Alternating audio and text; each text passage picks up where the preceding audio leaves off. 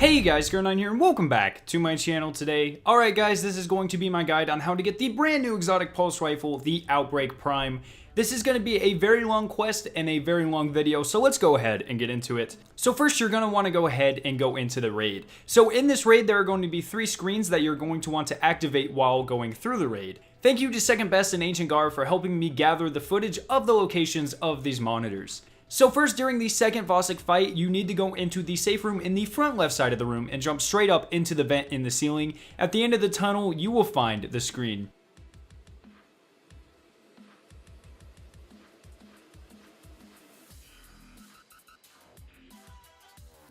The second screen can be found during the second jump puzzle. Now, you need to find the hallway off to the right side of the jump puzzle. It is the only door on the right side. And then you need to follow the path taken in the gameplay and then hold X to activate the second monitor.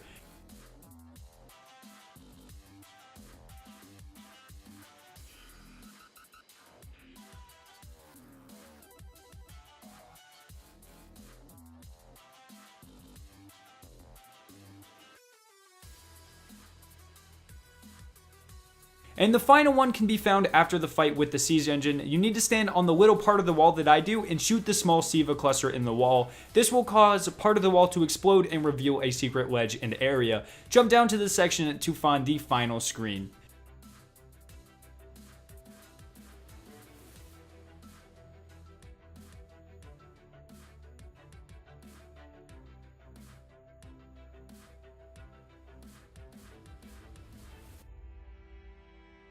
Now you will continue to the room that is past the server farm. This is the one that contains the giant Siva diamond. So on screen, I will put a picture that I did not make. All credit goes to It's Gaddis on Reddit, who linked this picture in his post. Thank you very much, sir. I will link the original Reddit thread down in the description below.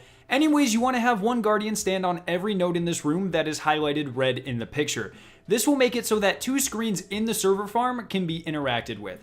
So on screen now, I've put another graphic, and it details the locations of the screens inside of the server farm maze. Full credit for this one goes to Vardamus on Reddit. Once again, his thread is linked down in the description below.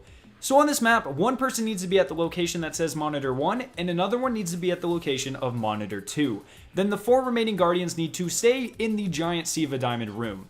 So the person at Monitor 1 location is going to click Activate on their monitor, and this will cause binary code to pop up in the bottom right hand corner of the monitor screen. Then the person at the Monitor 2 is also going to have a code pop up in the same place. Now, using the key I have put on the screen, decode this code to regular numbers. So what you are seeing is actually binary, and it decodes to regular decimal numbers. Now it is back to the guardians in the giant diamond room. So starting in the 00 area, you are going to take the code that you got from the first monitor and turn it into a regular number. This is the section that you're going to look at. Then you're going to take the binary code from the second monitor and also decode it, and that is going to be the specific node that you stand on. The node numbering system starts at 0, so keep that in mind as you progress. I will give an example to help you figure that out. So in this example, if the first monitor code is 0001 and the second monitor code is 0010, that would decode to Area 1, Node 2, or the specific node that I've highlighted on the map. So after the first guardian lands on this node, then the 2 monitors will show another one. You do not need to activate it again. If you do, it will start the whole thing over. So the 2 monitors will have another code that need to be decoded and used on the next sector 01 of the diamond room.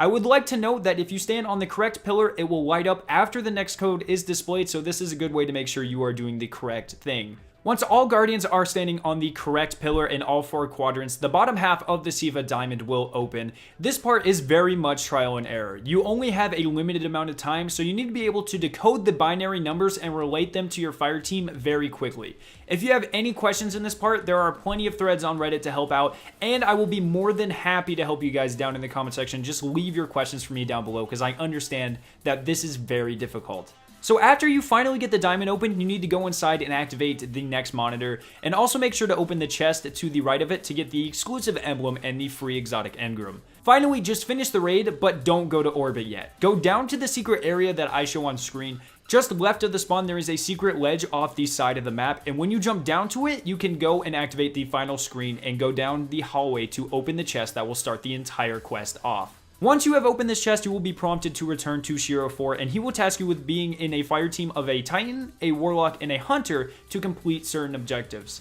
You will need to complete a Nightfall, complete 3 public events, and complete 3 Crucible matches or Heroic Strikes.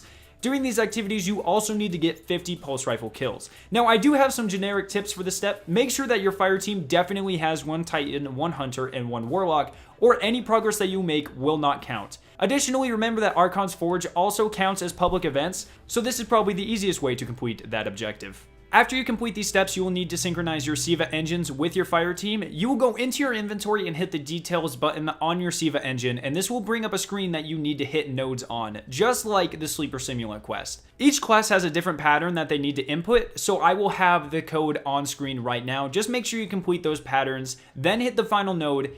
Then you're going to want to back out of your engine and go right back in. If your fire team has completed their patterns, then you will be able to activate the final 2 nodes, which will trigger the next step of the quest. You will once again need to go talk to Shiro 4 and complete more objectives in your fire team. This time you will need to explore the Plague Lands, complete 3 Archon's Forge events, and destroy Sepix Perfected. This is a very straightforward step and should not take too long. Once you complete this step, you will once again have to sync your Siva engines. Again, I've put the patterns for the different classes on screen, so I'm going to give you a couple seconds to do that. Just follow the same steps as last time, and this step will be fairly easy. After you do that, now you need to talk to Shiro again, and he will instruct you to go complete the entire Wrath of the Machine raid once again. However, you don't need to get any of the monitors or anything else this time. It will just be about killing the bosses. Hold in there, guys, you have almost completed the entire quest line. So once you beat the raid for a final time, you will have to sync your Siva engine for one final time. However, this time there is no specific pattern that I can share with you guys, as it is randomly generated. However, down in the description, I have linked an online program that will help you if you don't want to solve this by hand. I highly recommend that you guys go use it to make this part much, much easier. After you complete this step, you can once again talk to Shiro, and then he will give you the Outbreak Prime in its final form. Congratulations, guys, you have just completed what might be the most difficult quest in all of Destiny. But that is going to wrap up this video. I hope you guys did find this video useful. If you did, please leave a like rating and share it with your friends. I spent a lot of time not only getting this weapon, but also finding and making the graphics used, getting the gameplay, as well as just generally editing this video. So if it did help you, please leave a like rating and share it with your friends. You can click the annotation on screen to watch that video if you have not seen it yet. Finally, subscribe for more awesome Destiny content. And I'll see you guys in my next video.